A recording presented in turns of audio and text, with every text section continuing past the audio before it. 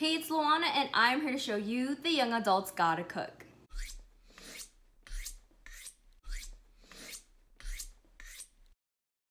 Today's episode is part 2 of our plate lunch series, and we're gonna be making mac salad. If you missed last week's episode on how to make white rice, I'll leave a link right up above. Two very important things to remember when making mac salad is that 1, it is definitely not al dente, the noodles are very much overcooked. And 2, we use copious amounts of mayo, but don't worry, it's really good, I swear. So without further ado, let's get started.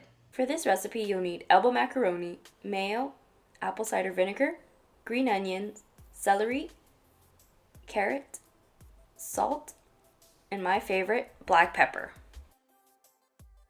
Bring a pot of water to a boil, and once it's boiling, salt the water and add your elbow macaroni.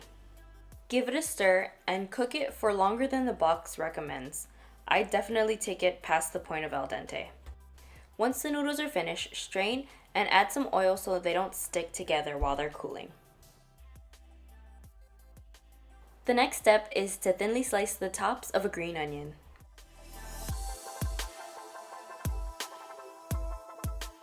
In the cooking world, we'd probably call this a fine brunoise, but just make sure your celery is diced very thin. The next step is to peel and shred your carrot.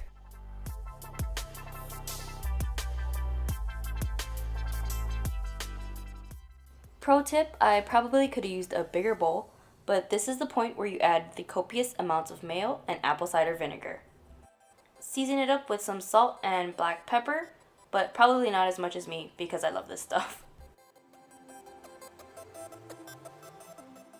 Give it a good mixy mix, and there you have it.